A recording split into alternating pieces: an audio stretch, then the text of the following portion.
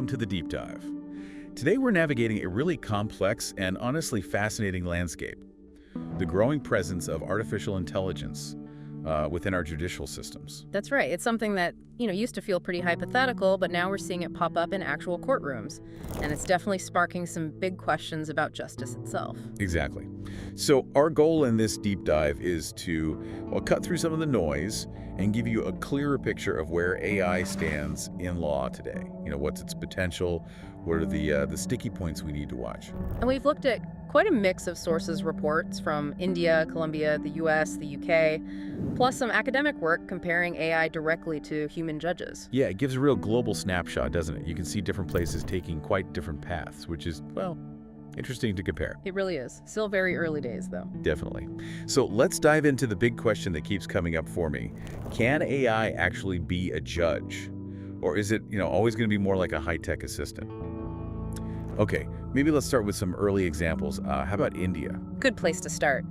What's really striking in India is the variety in approaches. You've got some high courts trying it out for research, while others are, pretty skeptical about letting it near actual rulings. Right. Take the Manipur High Court, May 2024. They mentioned using Google and even ChatGPT 3.5 for research in a specific case. Imran Zakir Hussain v. the state of Manipur. The gist is, Mr. Hussain was let go from the Village Defense Force, the VDF, after someone escaped on his watch. He challenged it, and the court needed to understand what exactly the VDF was. And the police statement didn't really spell it out clearly, so this is where ChatGPT came in. Exactly. The court used it, and it described the VDF as, local volunteers trained for security. Justice Sharma then used that definition, noting Hussain hadn't had a fair chance to respond to the charges based on some government memo. Okay, so AI here is basically providing background info, filling in a gap, you could say, that helped the judge apply existing rules. Precisely. A research aid. But then contrast that with the Punjab and Haryana High Court back in March 2023. Justice Anup Chitara used ChatGPT too, but in a different context. Ah, yes. This was a bail hearing, wasn't it? For someone accused of a pretty violent assault that resulted in death? That's the one. And Justice Chikar asked ChatGPT specifically about the jurisprudence on bail for cases involving that level of cruelty, the established legal thinking. Right. And what did it say? Well, ChatGPT basically said judges tend to be very cautious in those situations, often deny bail, or maybe set it really high. Okay, but the key point here, I think, was the court's clarification. Absolutely critical. They made it very clear this was just for getting a general sense of legal trends, not an opinion on this specific defendant's case. So again, AI as a tool for understanding the broader legal landscape, not making the call itself? Exactly. It's like asking for a summary of standard practice. But then you get the Delhi High Court, August 2023, pushing back quite strongly. Ah, the Christian Louboutin case. The Red Souls. That's it. Louboutin's lawyers actually used ChatGPT output to argue their spike shoe style, and Red Soul were famous in being copied. How did that go down? Not well. Justice Pratibha M. Singh was having none of it, basically. She flat out refused to rely on ChatGPT for legal or factual points. Why was that? Big concerns about accuracy, the risk of it just making things up, fake cases, what they call hallucinations, unreliable data generally. She really stressed the need for human judgment. That resonates, doesn't it? The idea that AI might just confabulate, invent legal precedents. Totally. It's a serious worry, which actually is a good point to maybe look at how this is playing out elsewhere. What about the U.S.? Well, the U.S. provides a pretty stark example of that exact risk. Remember that Manhattan federal judge in 2023? Oh, yeah, finding the lawyer. $5,000 for submitting case citations in a personal injury suit that ChatGPT had completely fabricated. Cases like Varghese versus China Southern Airlines, they just didn't exist. Ouch. That's a serious wake-up call about needing human verification. Absolutely. But despite that, AI is being used in other ways in the U.S. system. Right, it's not all negative. You mentioned risk assessment tools. Yeah, things like Compass. They use AI to analyze factors, criminal history, socioeconomic background, that sort of thing, to estimate reoffending risk for sentencing. And the Sentencing Commission uses AI too. To help develop sentencing guidelines.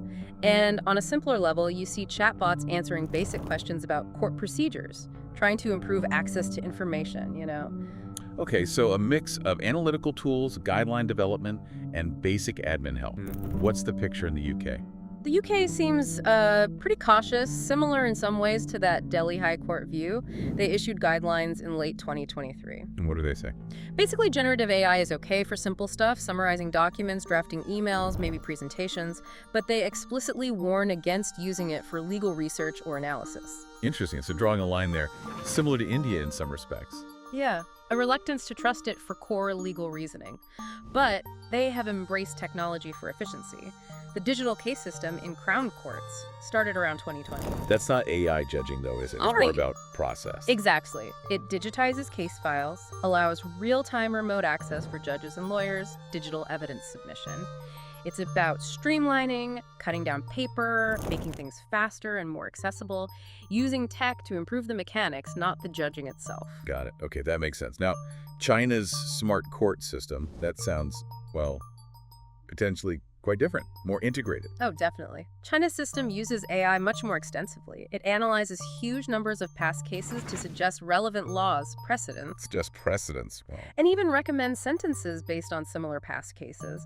Plus, they have the China Judgments Online platform, which is an AI tool for legal research available to judges. So if you have, say, a minor theft case, The system might crunch data from thousands of similar past cases and suggest a sentence range. It gives judges these data-backed recommendations. that's a significant level of AI involvement, Yeah. going way beyond just research or admin. It really is. It's framed as assisting judges, helping them be consistent and informed, but it raises obvious questions about how much influence the AI actually has on the final decision, Yeah. on judicial independence. Yeah, that's a crucial point. Okay, let's shift focus now to Colombia. That constitutional court decision, T323 from 2024, sounds like a landmark ruling on AI. It really is significant. It came out of a tutela action. That's their mechanism for protecting fundamental rights. Right. And in this case, a lower court judge had used ChatGPT 3.5 while handling a tutela about a child with autism spectrum disorder. Issues like medical co-payments, transport, treatment. Okay, and the Constitutional Court stepped in to look at whether using ChatGPT messed with due process. Exactly. The core questions were, did a human judge make this decision, or did the AI? Was the reasoning solid, or was it potentially flawed by AI errors or biases? Big questions. And the court really dug deep. They looked at due process with AI, the basics of AI itself, its impact on society, the state of AI regulation in Colombia and globally, other examples, the whole idea of the natural judge, meaning a competent human judge, and even evidentiary rules. Wow, they really went into the weeds on AI's nature and its legal implications. They did. It was a very thorough examination. So what was the verdict on the ChatGPT use in that specific instance? Ultimately, they found no improper substitution of the judge. They decided the judge had already made up their mind before consulting ChatGPT, kind of for extra context after the fact. Okay, so the AI didn't make the decision. Mhm. But the court wasn't entirely happy, right? No, not entirely. They pointed out that principles like transparency and accountability weren't fully met, even though the child's privacy was okay. So what did they do? They ordered the Superior Council of the Judiciary, that's a high-level judicial body, to create clear guidelines on using AI. The goal is to prevent any risk to judicial autonomy and independence down the line. Right, so, okay, in this case, but let's get some proper rules in place for the future. Did the ruling also settle the original issues for the child? Oh, yes, absolutely. On the substance, the court ruled strongly in the child's favor, co-payment exemptions, transport coverage, comprehensive treatment. But the AI part was a major focus of their legal analysis. It sounds like they used this case to really grapple with AI's place in their system. Definitely. The ruling explicitly mentioned the lack of consistent AI standards, nationally and internationally. They even cited the OECD definition of AI, a system inferring outcomes from data, influencing environments. You could feel the concern about potentially handing over judicial decisions to machines. Did they get technical about AI itself? A bit, yeah. They touched on the AI lifecycle data design, validation, deployment supervision, and ideas like autonomy and adaptability in AI systems. Understanding that lifecycle is key, to figuring out where problems might creep in. And they flagged the risk of bias again. Yes, and the lack of global agreement on implementing AI, ensuring legal systems can work together, and how bias could compromise judicial independence. It's clear Colombia sees this as a major issue. Are they actively working on AI laws more broadly? They are. The ruling mentioned ongoing efforts, proposed laws, and how the pandemic actually sped up modernization of their courts. Plus, they noted existing IT and data protection laws already apply to AI. And ethical principles. They highlighted key ones for AI in Colombia: transparency, security, non-discrimination, and crucially, human oversight. They also mention a Supreme Court ruling recognizing people's right to benefit from tech advancements. It paints a picture of a system trying hard to get ahead of the curve, balancing innovation with rights and judicial integrity. Okay, so pulling back from these specific country examples, we're seeing a clear pattern emerge, aren't we? Both potential upsides and some really significant challenges with AI in courts. Absolutely. The benefits are their efficiency in research, maybe helping with case management, admin tasks, even translation tools like India's SUVAS system. But the challenges are serious. We've talked about accuracy. Which even the creators admit is an issue. OpenAI says don't treat its output as gospel truth. Then there's protecting fundamental rights, safety, privacy, ethics, all get complicated with AI. Confidentiality must be a huge one for lawyers using these tools. Massive. How do you ensure compliance with data protection when these systems learn from vast data sets? And bias, the risk that AI reflects or even amplifies societal biases. We've seen that worry with things like crime mapping AI in the US potentially leading to racial profiling. And the accountability question you raised earlier, if an AI messes up, who's responsible? Exactly. There's no license, no ethical board for an AI. Is it the developer?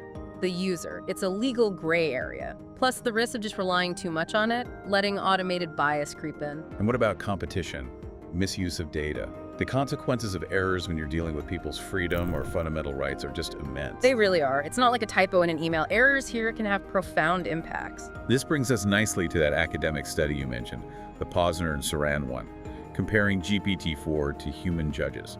Tell us more about that. Right, this was a fascinating piece of research. Yeah. They took a real war crimes case from the International Criminal Tribunal for the former Yugoslavia, Right. and they did something clever.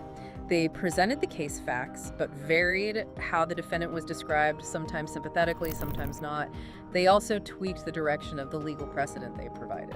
And then they saw how GPT-4 decided the case under these different conditions. Exactly. And they compared GPT-4's responses to how actual federal judges and law students had reacted in previous similar experiments. So, what was the key finding? How did the AI stack up? Well, GPT-4 acted like a strict formalist. It followed the legal precedent very rigidly and seemed completely unmoved by whether the defendant sounded like a sympathetic character or not. Huh. And how did that compare to the humans? It was quite different from the experienced human judges. The judges were influenced by the sympathetic portrayal, and they were less strictly bound by the precedent. They showed more flexibility. So the AI was all logic and rules, while the humans brought in something else. Empathy, context. Something like that. The researchers called it a potential lack of judicial wisdom. GPT-4's decision pattern was actually closer to the law students than the experienced judges.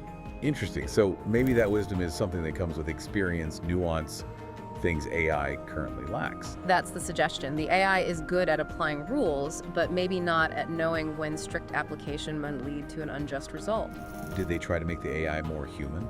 They did.